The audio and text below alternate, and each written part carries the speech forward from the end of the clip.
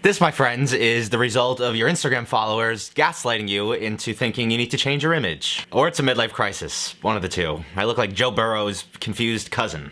But how's it going, my peeps? Welcome back to the channel. Now, a few months back, we took a stroll down memory lane and revisited some of the most classic and iconic Buzzfeed recipes ever. It was great to see the pizza dip again, even with all its rancid cream cheese, and because you guys seem to enjoy that so much, I figured we would do it again. Because we've been at this a long time, guys. There are years and hundreds worth of recipes now, so I asked you once again over on my Instagram which ones I should do. So I'm gonna pick a few out from there. Thank you to most of you for replying. To others, you can go kick rocks. But with all that being said, let's get right into this one.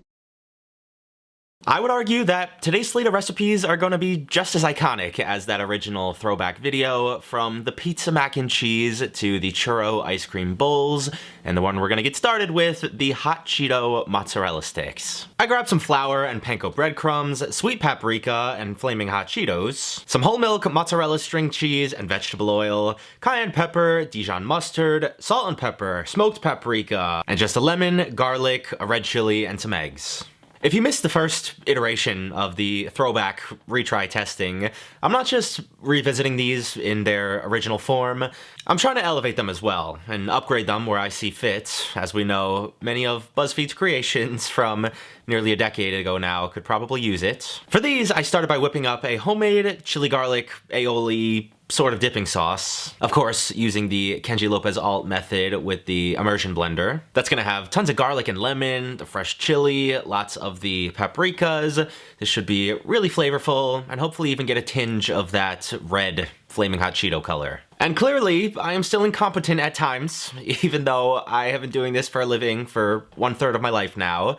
And instead of being a nice, smooth, creamy, velvety sauce, this was a broken, watery mess. And in order to save the emulsion in a separate container, I cracked another egg and then very slowly dripped the failed concoction into there. In years past, I would have just dumped this and completely restarted, but patience helps, oftentimes. And I think I just needed to use a container that was a little less girthy so that the blender head just started in liquid at the bottom and then gradually pull that oil down. Now, as for the mozzarella sticks themselves, you guys know my biggest gripe when frying anything that's supposedly Cheeto flavored or Cheez-It or Dorito. It's the fact that the finished product never tastes like the chip that you want it to. So there's a few things I'm gonna do to see if we can settle all my qualms with this and bring my dreams to life. Number one, I grinded up lots of my Cheetos in the blender and then combined a much higher ratio of those with the panko. And I'm gonna double dredge them to hopefully build up that coating,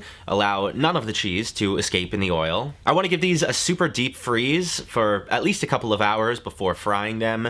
That should help them to hold their shape a little bit better. And finally, I blitzed up some more Cheetos really finely, and I'm gonna sprinkle that over the top of the finished mozzarella sticks, because when all else fails, just recoat the damn things in whatever you want them to taste like. I'm pretty sure I've never seen anybody else do this, and I'm not sure how. It seems like such a simple solution. Once these guys were fried up, sprinkled with the Cheeto dust, and paired with the aioli, all I can say is, boy, have we come a long way.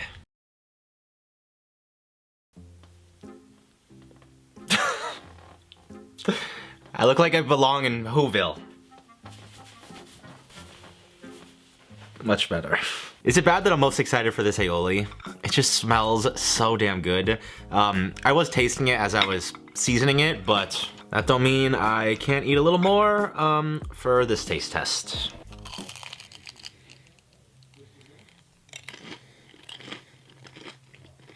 This stuff is so unbelievably good. If you've never made homemade mayo or aioli at home, I can't recommend it anymore. I mean, it's not that hard to make, contrary to what you've seen today. And once you taste it, you will never want to buy the store stuff again. As far as these guys, yes, they are good, but at the end of the day, it's just a fried stick of cheese. It's still not spicy. I wish I was able to get them hotter. The last minute sprinkling of the crushed up chip does make a difference. It does add some flavor, but it's still not as hot as you want when you think of a hot Cheeto. Very good still, don't get me wrong, but it's just something that would only blow me away in 2016. It's a little more underwhelming these days. Next up today on the retest agenda is a Buzzfeed test number 14. It's one of the ones I used to tell people in person that they had to try. It is the pepperoni pizza mac and cheese. It's back when I cut directly on my countertop, back when I used to barely be able to fit all the ingredients in the first shot, and back when I used to smash my kneecaps on the ground for comedic effect when I thought something tasted good. But for today's pizza mac and cheese 2.0, I grabbed some heavy cream and milk, chicken stock and crushed tomatoes, low moisture mozzarella and hot sopressata, some fresh mozzarella and pepperoni slices, some cheddar and Gruyere cheeses, butter and cayenne pepper, flour and a fresh onion, garlic, parsley, and for some undisclosed reason, I accidentally grabbed some high fiber pasta. I was in a rush to pick up my Chipotle, alright? And at least we know I won't be backed up after this one. I first started by boiling off that pasta to an al dente and setting it off to the side, prepping up all my fresh ingredients from the garlic and onion, the parsley, chopping up that supersad. If you recall, originally we used a whole pepperoni stick that you chopped up and rendered down. This time I am substituting some supersada. I think that'll add a nice, spicy, fatty, rich pork complexity. And then off camera, I just shredded up my 3 cheeses. I want about equal parts of the 3. And one by one started laying everything down in my pot to create our cheese sauce. I'm trying not to go on another whole nostalgic rant like I did already in the last video, although the fact that this one was nearly 8 years ago also does make me want to puke. At least this is another good opportunity to see how much I've grown as a home cook. For starters, I no longer cut directly on my countertops. But even the technical stuff, from slightly undercooking your pasta by a minute or two to allow it to finish cooking in the oven, to browning off your roux. I'm not even sure I knew what a roux was back then. Slowly adding in your liquid ingredients to your roux, making sure the heat is off when you add the cheese as to avoid that clumpy graininess. There's a lot of techniques I've learned over the years, thanks to all the incredible chefs whose recipes I've tested, thanks to a whole lot of you letting me kindly know in the comments when I do something wrong. It's been a very long journey to get to this point for sure, but some other upgrades I am making here is that we added some Gruyere cheese. Rather than using only milk for your liquid, I added both chicken stock and cream. And perhaps most importantly, I refuse to make a cheese sauce or any kind of cream sauce without a little pinch of cayenne pepper. Shout out to Chef John. This bad boy gets finished with plenty of sauce, fresh mozzarella, and some of the pepperoni on top. I went with the thicker slices to get that really satisfying cupping. And after a sprinkling of parsley, my god. I'm also very thankful I discovered Lactaid through the years because they will be in use today.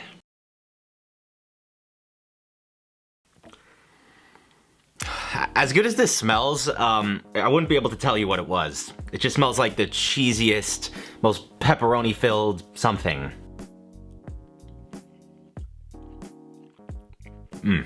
This is really good, even way better than I remember. That cheese sauce is obviously the showstopper. It's so much more complex, it's full of flavor. You add the chicken stock in there, the heavy cream, all the spices. It's just really good. I feel like it could be on a menu somewhere. It's super tasty, and it's the perfect upgrade to its predecessor. And lastly today, for the dessert course, we have to travel all the way back to April of 2016 in order to give the churro ice cream bowls another crack. I grabbed some flour and whipped cream, ground cinnamon, kosher salt, sugar, and chocolate syrup, vanilla extract, butter, salted caramel, and your favorite type of ice cream, as well as some water, brown sugar, and a couple of eggs. If you couldn't already tell, I am extremely excited to make these again because these are one of the few recipes that were super good. I had no complaints about them, but I never made them again. It was only this one time, many years ago now, because realistically, when do I have time to make a homemade churro dough? Of course, just starting with the water, butter, and flour, the vanilla extract, and then 4 eggs mixed in one at a time until they are fully incorporated. To then transferring that mixture to a piping bag, piping your little bowls around a muffin or cupcake tin, letting them freeze overnight until they're rock solid, and then whipping out the deep fryer and frying all these off. It's a lot of work for sure. That's literally the only reason I never got back to them. But now is a better time than ever, and even this video, I can't remember the last time I watched it, And talk about a blast from the past, that was back when my dusty brother used to make appearances. I also thought that I was Rob Czar of Threadbanger when I made the hair comb out of Churro and then literally used it and ate it. You could tell they rubbed off on me quite a bit back then. And speaking of my brother, I just received a text and the comparisons are just flying in. I get the message, everybody. Relax. Don't worry, it won't be making a reappearance. Unless maybe I go through another crisis, then we'll see. But like I said, I gave these a very deep freeze overnight. You could probably get away with just a couple of hours, but I want it to be safe. I fried them in very hot oil, too. I want to say between 370 and 380. This prevents them from getting way too soggy and absorbing way too much oil. And then to finish them up, I whipped up my cinnamon sugar mix with equal parts of the granulated sugar, brown sugar, and then a heavy sprinkling of my cinnamon. I made sure every square centimeter of these things were very thoroughly coated in that mixture. And then you just load them with whatever your heart desires, whatever you have in your fridge, whether that's chocolate syrup, whipped cream, maraschino cherries. You could put 1 or 2 or 3 different ice creams. You could let your imagination run wild. These are very fun to revisit, so if you want more of them, let me know down in the comments. Let me know which ones you want to see me do again. But at least for today, I think I've made 2015 David very proud. I know I only ever made these once, but I am very happy to be seeing them again. And we all know what this is gonna taste like, right? If you cover anything in enough cinnamon and sugar, it's gonna taste good. But for the sake of the video, I guess I'll eat it again. Honestly, the first thing that jumps out to me is that damn salted caramel sauce. It is so good. This is not sponsored in any way. I think the brand is Smucker's.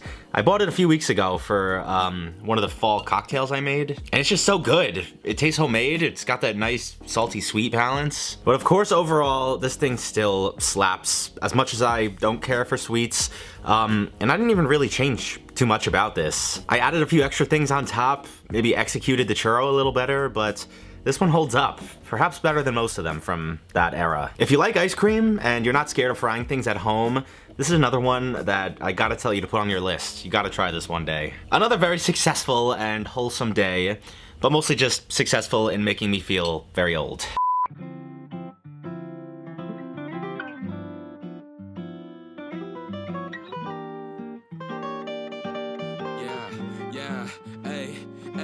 With the M without the AD. Flipping burgers and my money super lazy. Try and make a meal tonight, they ain't paying me. Try and supersize my life with my A-team. Yeah, our style wasn't wavy, but we had a vision.